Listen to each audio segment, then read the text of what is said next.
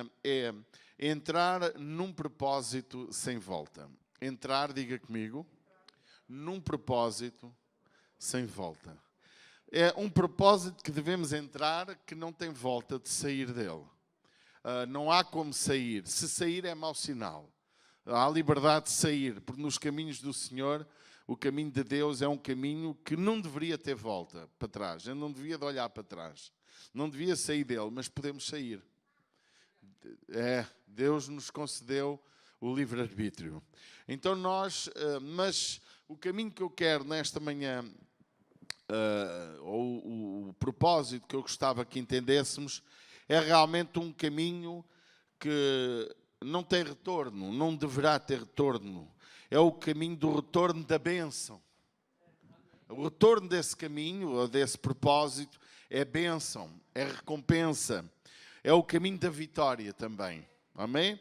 Também é o caminho que nos conduz às mais altas esferas do reconhecimento divino. Diga comigo, eu vou ser reconhecido nas mais altas esferas do reconhecimento divino. Porquê? Porque Deus reconhece aqueles que entram neste propósito. Também é um caminho que realmente nos traz toda a sorte de contestação. Também é o caminho que nos mostra o caráter de algumas pessoas. Também é o caminho que mostra quem aguenta. Porque muitas vezes não aguentamos. Muitas vezes não conseguimos ir até o fim. Muitas vezes desfalecemos no caminho. E o texto que serve de base para meditarmos encontra-se em Gálatas, capítulo 6, versículo 9. Embora todo o livro de Gálatas, a igreja aos Gálatas, escrita pelo apóstolo Paulo, é realmente algo que enfatiza este assunto. Mas é algo que enfatiza porque também é uma comunidade que... Pode-me tirar esta luz, se faz favor, aqui. Esta aqui, ao lado do ecrã. Obrigado. Então é o caminho que nos mostra que o apóstolo Paulo estava extremamente preocupado com a igreja em si. Mas vamos ler. Olha, então vamos ler a todos. Conseguem pôr ali atrás, por favor? Vamos ler todos na mesma tradução juntos. Exatamente. Conseguimos ler juntos? Amém. Então vamos ler. E não nos cansemos de fazer o bem. Vamos repetir? E não nos cansemos de fazer o bem, porque a seu tempo ceifaremos se não houvermos desfalecido. Que coisa linda! Oh, meu amado, que maravilha! Este é o grande propósito de Deus para a nossa vida. Fazer o bem. Fazer o bem envolve imensas coisas. Fazer o bem, que Deus diz, não nos cansemos de fazer o bem. Veja que este texto, ele enfatiza o sentimento do cansaço, do desfalecimento, do não nos cansarmos. Porquê? Porque fazer bem cansa. Ajudar as pessoas cansa. Abençoar os outros cansa. Viver como cristão à moda de Cristo pode cansar. Porquê? Acima de tudo porque dificilmente nos reconhecem. Dificilmente nos motivam a continuar ou a fazer o bem. Sempre, porquê? Porque há uma tendência de que quando fazemos bem a alguém, esse bem dê coices, essa pessoa dê coices. Essa pessoa cuspa no prato onde comeu. Há uma tendência de quando fazemos o bem a alguém, as pessoas não reconhecerem o nosso bem. Ou até reconhecerem durante um período e mais tarde se esquecem. Aliás, Deus foi alguém que uma vez teve que contestar com o seu povo. Em Malaquias ele dizia, o povo dizia, em que nos amaste. Lembram-se? Em que nos fizeste bem. Que diferenciação nós temos dos outros povos. Até Asaf, coitado, lá no Salmo 73, ele dizia: em vão purifiquei os meus caminhos. Jó não reclamou, mas Jó disse: eu era o olho do cego, eu era a bênção do pobre. Como pode-me acontecer isto? Fazer o bem, abençoar o próximo, ajudar o irmão, ajudar os amigos, fazer bem aos inimigos, fazer aquilo que é o propósito de Deus para a igreja, há uma tendência de cansar. Por isso que não nos cansemos. Porque é que a palavra não nos cansemos aparece logo? Não nos cansemos de fazer o bem. Se você olhar para o texto aos Gálatas, você vê uma igreja inquieta. Havia gente, logo no capítulo 1, Paulo chama a atenção à igreja: quem vos inquietou? Quem vos anda a inquietar a vossa fé? Quem quer trazer a lei para o meio de vocês? Quem quer mudar o evangelho de Cristo? Ele até diz: se alguém vos pregar outro evangelho que não seja este, considerai maldito. Quem vos anda a inquietar? E ele chama a atenção: esses que têm a mania da lei não cumprem a lei. Esses rigorosos da lei, esses que têm os puritanos, lembram-se? Aqueles que querem provar aos outros que são mais puros, mais santos, mais não sei quê. Não são. Quem vos anda inquietando? Pois o apóstolo Paulo já estava velho nesta altura. Tanto que o versículo de número 17 deste mesmo capítulo, ele diz, ou melhor, ele diz, por acaso não é o versículo 17, mas onde ele diz: com grandes letras vos escrevi. Não interessa, é aqui num dos versículos que por acaso, se alguém encontrar, pois até dê um lá miré. Ele diz assim: vede, com grandes letras eu vos escrevi. Isto é, já estava velhote, já não via bem. E realmente ele traz assim: mas longe está de mim gloriar-me. Olha o que diz: desde agora ninguém me inquiete. Ou seja, o apóstolo Paulo escreve este texto com base num contexto de guerra dentro de uma igreja. Entende? Dos puritanos. Os que criam o evangelho, mas também criam a lei. Criam os benefícios de Deus, mas ao mesmo tempo criam, parece, o puritanismo que eles próprios não viviam. E ele diz assim, e ele depois até diz: olha, eu trago no meu corpo as marcas do Senhor Jesus. Ou seja, vocês falam, mas eu vivo. Vocês falam de coisas muito puras. Vocês querem dar lições aos outros. Aliás, ele diz isso também, algures aí, que esses que vos andam inquietando, se você abrir logo no capítulo 6, no versículos logo 1: irmãos, se algum homem chegar a ser surpreendido em alguma ofensa, vós que sois espirituais, encaminhai-o, o tal com espírito de mansidão, olhando por ti mesmo, para que não sejas também tentado. Porque havia aqui guerra dentro da igreja. Há irmãos que dizem assim: coitado, Ciro, tem muitos irmãos que criticam, murmuram. Podíamos ser uma igreja muito grande se não houvesse essas coisinhas. Pois já havia essas coisinhas na igreja de Gálatas. Nós estamos muito bem. Ui, como a gente está bem. A igreja aos Gálatas estava cheia de carnalões lá dentro. Gente que queria dividir a igreja, gente que tinha uma visão diferente, espiritual. E o apóstolo Paulo dizia assim, para nós percebermos o contexto, irmão, porque às vezes a gente lê a Bíblia e não entende o que está a ler. Levai as cargas uns dos outros, versículo 2. E assim cumprireis a lei de Cristo. Levar as cargas. Por isso que ele diz: meus amados, não vos canseis de fazer o bem. Levai as cargas. O que é levar a carga? Levar a carga é levar, olha, ofensas, às vezes o erro de alguém, às vezes suportar alguma dor em alguma área. Enfim, irmãos, entender o erro do nosso irmão. Irmão, sabe que O Senhor Jesus não era nada puritano, ao contrário do que vocês dizem. Ele era puro, que era diferente. Porque puritano é aquele que tem a mania que é puro. Jesus não tinha manias, ele era. Mas ele tinha uma certa tolerância. Ele dizia assim, com a medida com que julgares, serás julgado. Repita comigo, com a medida com que julgares, serás julgado. Jesus estava a avisar, cuidado. Cuidado. E nós, igreja do nosso Senhor Jesus Cristo, temos a orientação ainda aperfeiçoada, quase que estou a dizer uma heresia, porque o Senhor Jesus disse verdades, mas o apóstolo Paulo arrumou essas verdades no sentido de nos abrir o caminho para entender coisas. Jesus ensinou verdades.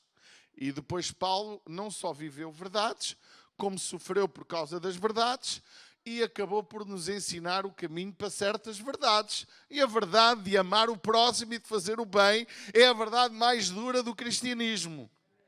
Porque Jesus nos amou sendo nós inimigos dele. Jesus deu a vida por nós quando nós não merecíamos. Jesus perdoou os nossos pecados quando éramos culpados. Jesus levou a culpa de todos nós quando nós cometemos o crime. E pior, nos tornou inocentes, que ainda é mais estranho, diante do próprio Pai, porque ele disse, eu paguei toda a culpa dele. E Jesus quis trazer esta verdade para o Evangelho. Conforme eu vos fiz, fazei vós também. E Paulo diz assim, meus queridos, não nos cansemos de fazer o bem. E depois no versículo 2, levai as cargas uns dos outros. E assim cumprireis. E ele fala a palavra lei por causa dos judaizantes de Gálatas. E assim cumprireis a lei de Cristo. Já que vocês querem tanto cumprir a lei de Moisés que não conseguem cumprir, a lei de Cristo é mais fácil. Só que parece mais exigente. Não é? É um poço ali de coisas assim que a gente diz, não, amar é fácil, mas não é. É mais fácil repudiar. É mais fácil acusar. É mais fácil pegar numa pedra e mandar pedra à prostituta ou a pedra à adúltera. É ou não é mais fácil? É mais, e então ele está a dizer, o caminho do cristianismo, a lei de Cristo, é o amor, é o perdão, é o respeito pelo próximo. Não é amar o pecado do próximo, mas amar o próximo. E quem é o próximo?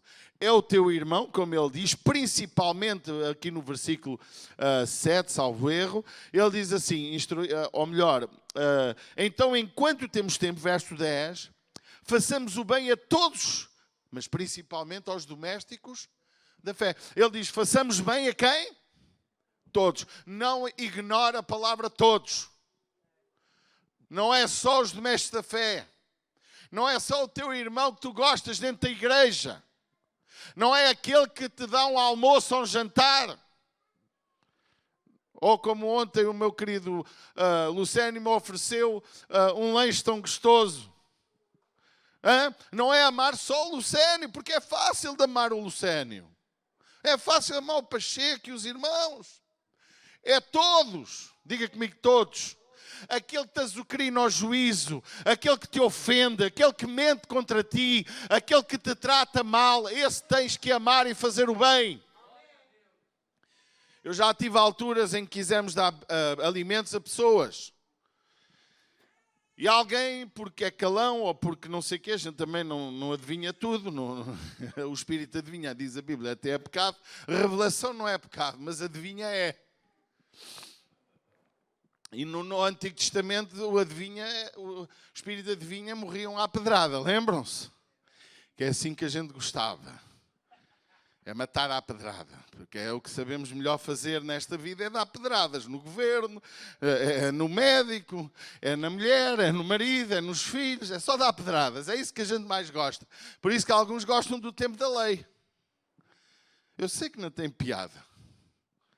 E quando alguma vez, então, mas você vai dar alimentos àquela pessoa, se for para aquela eu não dou. Onde é que está na Bíblia eu não dar alimentos ao meu inimigo? Onde é que está na Bíblia? Sabe que a lei de Cristo é bem mais difícil que a lei de Moisés. Porque a lei de Moisés arranca olho por olho, dente por dente. Parecia assim, não parecia? Parecia que o amor e a misericórdia não existiam. Mas nós não estamos no tempo da lei. Estamos no tempo da lei de Cristo, que é amar, levar as cargas uns dos outros, amar a todos, principalmente aos domésticos da fé, mas também a todos. Amém? E depois, claro, olha o versículo 11. Vede com grandes letras vos escrevi por minha mão. Parece que o homem estava já meio pitosga. O nosso Paulo. E eu realmente, meus queridos, a palavra não nos cansemos é de facto uma palavra que tem um certo peso. Porque será que o apóstolo Paulo nos fala sobre não... Porque é que será que ele nos fala sobre não nos cansarmos? Porque existe uma grande tendência de nos cansarmos. Fazer o bem cansa. Tenho 22 anos de ministério neste lugar. E olho para um grupo enorme de pessoas a quem abençoei. Uns me honram, mas a maioria não nos honra. A maioria das pessoas a quem fazemos bem não nos honra. A maioria das pessoas que nós educamos, que nós discipulamos, que nós encaminhamos no Senhor, que somos mestres deles, mais tarde querem ser mestres de nós. A maioria das pessoas tem uma carência de reconhecimento. E sabe que isso é um pecado que Deus vai julgar. Porque Deus não gosta de gente ingrata na sua casa. Mas não cabe a nós julgarmos, não somos nós os juízes. A única coisa que nós podemos fazer é algumas coisas que a Bíblia nos orienta. Mas aquela que eu te quero transmitir nesta manhã, independentemente do resto, eu quero te dizer que não nos podemos cansar de fazer o bem. Oh, irmão, eu gostava de um amém forte. Assim de maneira, quem é que está? Estão 10 pessoas a ouvir online. Talvez não sejam 10, porque eu sou uma. Agora estão 12. Subiu 2. Vou começar a falar mais vezes. Vocês não partilham. Bem, se partilhassem, estávamos aqui com 50 ou 60 ou 100. Não nos podemos cansar de fazer o bem. A seguir nós lemos o apóstolo Paulo a dizer: meus amados... Há uma coisa que ele diz no versículo 7, que ainda neste contexto que nós estamos a meditar: não erreis, Deus não se deixa escarnecer. Porque tudo o que o homem semear, isso também ceifará. Isto nos alerta no contexto do versículo de número 9, nos mostra que tudo o que nós semearmos, colhemos. Porque ele diz: não nos cansemos de fazer o bem, porque a seu tempo ceifaremos. Diz ou não diz? Portanto, se semear a bênção, semear, fazer bem ao próximo, ser bênção na vida do próximo, ajudar o nosso irmão a alcançar os seus objetivos, ajudar um irmão a ter emprego, outro irmão a legalizar-se, outro irmão a ter pão, outro irmão, irmãos, sermos quase criados dele, sem nos deixarmos manipular, que isso é outra coisa, outro assunto. Irmão, e depois esquece se vais ter retorno dele ou não. Porque do Senhor tens de certeza. Mas não te podes nem cansar. E o texto é que o texto enfata duas coisas. Só receberemos o troco se não houvermos desfalecido. Já viu isto? Ou seja, porque é que há pessoas que não colhem? Porque desfalecem. Porque é que há pessoas que não veem o fruto do seu trabalho? Porque se cansam. Porque é que há pessoas que não alcançam as bênçãos desejadas? Porque elas desistem. Porque é que o apóstolo Paulo diz à igreja de Coríntios: meus amados irmãos, sede firmes e constantes, sempre abundantes na obra do Senhor. Porquê? Porque o vosso trabalho não vai ser vão no Senhor. Ele diz lá. Em tudo a Bíblia nos explica que aquilo que semeamos, colhemos. E o apóstolo Paulo, ele acaba por dizer o mesmo. Nós vamos colher se semearmos sem nos cansarmos e se não desfalecermos. Queridos, eu gostava tanto, é meu desejo. Eu já tive momentos de estar cansado. Ainda não desfaleci. Mas já estive cansado. Já tive momentos de dizer gaita. O cansaço é aquele momento em que a gente está e diz assim: meu Deus, tens de ter misericórdia de mim. Esta gente dá cabo de mim. Este teu povinho, não é? Como dizia Deus a Moisés: eu vou acabar com este povo lá no deserto. Quem é que se lembra? Não é? Porque estou cansado dele. Até Deus cansou. Foi Moisés o grande intercessor. Aquilo foi uma lição para a nossa vida, que nós temos influência no mundo. Deus mostrou através de Moisés uma coisa que ninguém percebeu ainda, se calhar. Moisés a falar com Deus e a dizer: não, o teu povo, que vão dizer os povos aí fora que tu tiraste-os do Egito e os mataste no deserto. Moisés teve uma capacidade de falar com Deus, isto para dizer: nós temos a capacidade de meter cunhas no céu a nosso favor. Moisés, a interceder pelo povo, evitou que o povo fosse morto.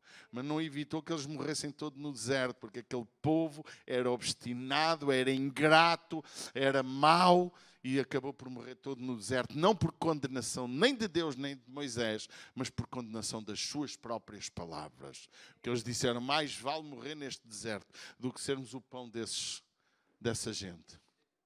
E foi. A sentença do povo foi as suas próprias palavras. E aqui retornamos ao texto. Nós colhemos o que semeamos. Não é? Eu até costumo dizer: não colhemos assim tanto. Porque semeamos tanta coisa errada que não colhemos. Sabe porque é que não colhes tanta coisa que semeaste? Porque a misericórdia do Senhor é de geração em geração. Eu gosto tanto de Deus. Você não ama Jesus? Ele nos amou tanto. Ele gosta tanto de nós. Agora, eu não posso ignorar o que a Bíblia diz. Esta igreja precisa de fazer o bem sem se cansar. E eu já me cansei. Mas graças a Deus que não desfaleci. Eu escrevi aqui nos meus pequenos apontamentos, que hoje tive uma briga com o meu iPad e o meu telemóvel, porque às vezes escrevo a mensagem no telemóvel e ela passa para o iPad. Mas como a maioria das vezes é do iPad e passa para o telemóvel, hoje não me passou a mensagem do telefone para o iPad. Se foi preciso ali o meu Rodolfo intervir e passar, mas não está como eu quero. Que eu tenho que escrever num lado e no outro e aparecer nos dois, como aparece no iMac em casa. E eu estava aqui assim nessa briga há bocado de manhã, porque ainda me faltavam os apontamentos, mas ainda consegui escrever. O que é desfalecer? E eu escrevi: se não desfalecermos, recebemos a bênção. É ou não é? Mas o desfalecer é um estado de quase morte, digo eu. Quase morte. Não é morto, é quase morto. O que é um desfalecer? Eu ontem tive um episódio engraçadíssimo com o Ronnie O'Sullivan. Como é que se diz? O'Sullivan. Que eu gosto muito de snooker. Quem quiser jogar uma partida de snooker, convide-me. Eu gosto imenso de snooker. Quando era jovem, eu jogava muito snooker. Hoje já sou pitosga, já não vejo aquilo como deve ser. Melhor desculpar-me assim, porque o buraco às vezes parece muito pequeno. Parece que a bola não entra. E eu volta e meia vejo aquilo, ultimamente até, com este estado de emergência, vamos vendo mais televisão, e ele estava a jogar com um chinês que jogou muito bem. Conseguiu meter Salver conseguiu meter... Ou foi... Não foi. O que venceu o Trump, que é o número 1 a nível mundial, foi vencido por aquele que ontem jogou com ele. Mas ontem um chinês estava a jogar com o Sullivan e ele estava a ganhar 4-1. É muito, 4-1 é muito. Para quem chega primeiro aos 6 já fica vitória. Era muito. E aquele gajo é meio maluco, não é o Ronnie, é meio chanfrado. Ele arranca, ele é muito engraçado. Aquilo deve ser imagem de marca. Ele mete as patas em cima da mesa e ataca os atacadores. Ele faz assim, um de fora muito feio, que a gente, se fosse nosso filho, dávamos uma chapada na cara. Ele arranca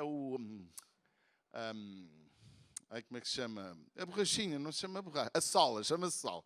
Arranca com os dentes, está sempre a reclamar da sola. Então, e ele é assim muito engraçado. E eu acho, na minha opinião, que ele brinca com eles a jogar. Porque quando ele quer, ganha 5 ou 6 jogos seguidos. Mas às vezes lixa-se. Porque o Alexandre, de descendência de português, no anterior torneio, venceu-lhe. Na negra. Andou a brincar com ele e lixou-se. Mas ontem houve uma coisa engraçadíssima que me fez lembrar esta mensagem. O chinês que estava a jogar lindamente bem, quando o Ronnie consegue chegar de 4-1 a 4-4, ele desespera, desfalece e faz aquela jogada de desespero que se lixe. Já perdi. Perdeu, desfaleceu. E no 5-4 fez a outra jogada igual, não tentou mais, desfaleceu. Perdeu o ânimo. Entende o que eu estou a falar? Sentiu-se derrotado porque estava na vitória de 4-1, quando a melhor é 6 para ganhar, e ele de repente perde 3 jogos seguidos. Ele entra num estado de neurose, de jogar à estúpida, e perdeu 6-4. E o comentador até dizia que ele perdeu a cabeça. E é isso que nós fazemos na fé. Chegamos a um estado de saturação, às vezes, irmãos, e sabe que os maiores problemas das comunidades religiosas têm sempre a ver com relacionamentos. As pessoas, de modo geral, não deixam as comunidades por causa de coisas importantes, mas de coisas de pouca importância. Porque A zangou-se com o B, A desentendeu-se com o B, por questões relacionais.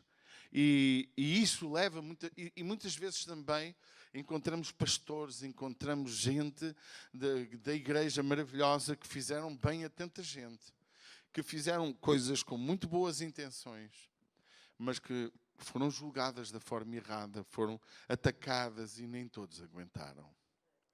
E nós somos responsáveis por cada pessoa que está na igreja, por cada irmão que nos rodeia.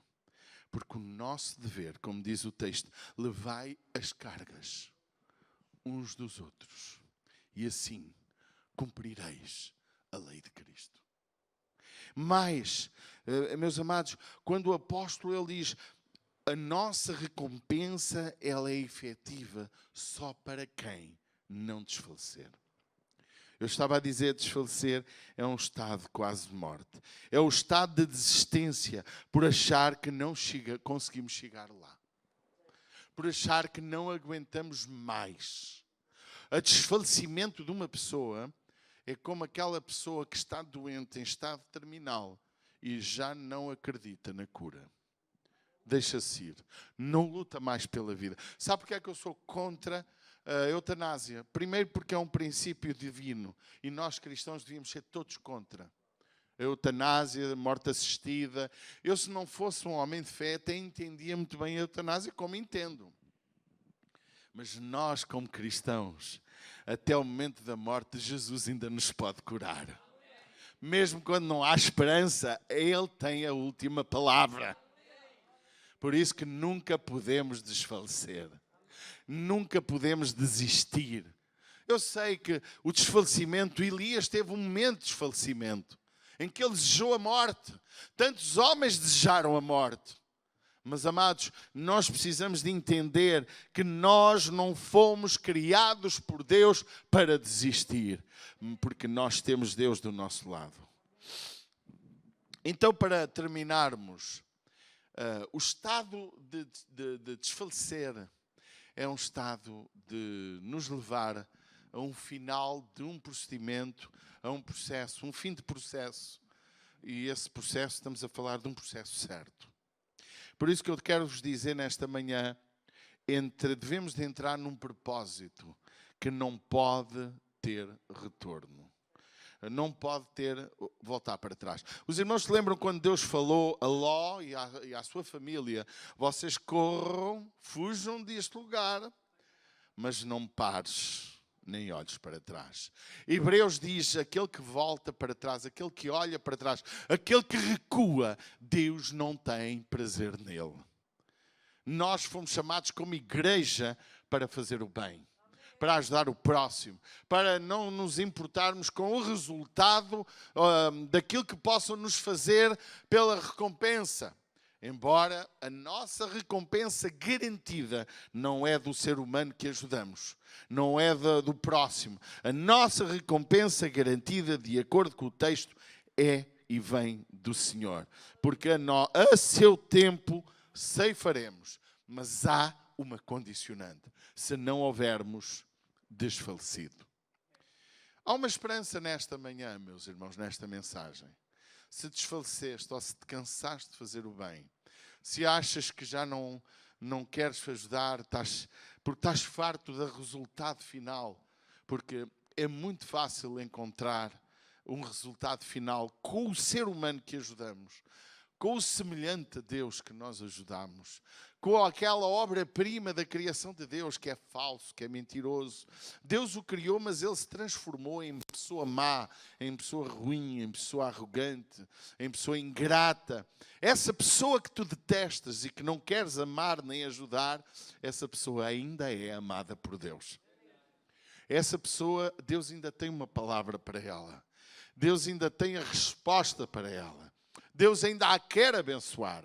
Deus quer que tu pares, vais ter com essa pessoa que tu detestas, ou porque lhe fizeste bem, ou porque não aceitaste o pecado dela, ou porque tu olhaste para o pecado dela e achaste que é uma pessoa indigna. Eu quero te dizer, meus amados, olha para ti e vê que tu precisas de ir a essa pessoa e precisas dizer: olha, eu te amo, Jesus te ama. Tens uma oportunidade incrível de te tornar alguém especial. Porque quem tem Deus é especial. Você acredita nisso? Eu quero olhar só para pessoas especiais. Não é especiais da deficiência mental, como agora se chama. Não, é especial porque tem Deus. Porque tu tens... Às vezes há pessoas que dizem: pastor, você tem um brilho. O meu brilho só pode ser Cristo. Pastor, você tem uma luz. Só se for a luz de Cristo. Porque eu sem Ele não sou nada que preste. Nada que preste. Irmãos, a igreja, precisamos de entrar o fim deste ano olhando para o nosso irmão e amá-lo. Cuidar dele. Levar as cargas uns dos outros. Quem quer ser cumpridor da lei de Cristo? Alguém aqui nesta manhã? Então leva as cargas. E não te importes, irmão, não há limites para sofreres. Esquece lá o limite. Se ele me voltar a fazer, esquece isso. Isso não existe, porque há pessoas que têm a capacidade de nos ofender a vida toda. E nós temos de ter a capacidade de os perdoar a vida toda. Porque até Jesus, com aquele ensino chato dele, disse a Pedro: tens que perdoar 70 vezes 7. Que coisa chata, não é? Ele não está a dizer que o número não tem valor ali. Ele tem a dizer que temos que perdoar sempre. Há uma hipérbole. Às vezes temos que amar pais que nos ofendem, mãe que não nos trata bem, que não foi boa mãe, não foi exemplo, mas temos que amar. Temos que amar aquele amigo no trabalho, que nem é cristão, mas amai a todos, fazer bem a todos. Agora, se for um doméstico da fé, a obrigação duplica, triplica, quadriplica, miliplica. Não é o que diz a Bíblia? Ao ponto de dizer que quem não cuida dos seus e os da sua família já negou a fé e é pior que o infiel? Cuidado, irmãos. A nossa forma de nos relacionarmos é a base que fará com que uma igreja progrida em santidade, em pureza, em amor. Por isso que a igreja do meu Jesus é uma igreja que acolhe toda a gente. E ninguém se devia chegar aqui e sentir acusado, nem olhado. Se entrar um homossexual neste lugar, ele provavelmente vai mudar de atitude ou mudar de sítio. Porque não poderei dizer que Jesus vai levá-lo para o céu, continuando como homossexual. Se entrar um alcoólico neste lugar que se embriaga todos os dias, a gente tem que o receber com amor e carinho. Pode dizer amém, mas não posso dizer que se ele continuar a embriagar-se, continuar no estado de embriaguez, que vai para o céu. Porque a Bíblia diz que os bêbados não herdarão o reino dos céus. Se entrar uma lésbica, se entrar um ladrão, se entrar um homicida, se entrar um aldrabão, ou depois há aqueles pecadinhos que acho que ninguém dá valor, o mentirosinho, o intriguista, o que cria divisão entre irmãos, o que fala mal uns dos outros. Parece que esses são todos pecados que a gente tolera. Podemos falar mal uns dos outros à vontade, que não tem mal nenhum. Podemos condenar o A e o B, que não tem mal nenhum.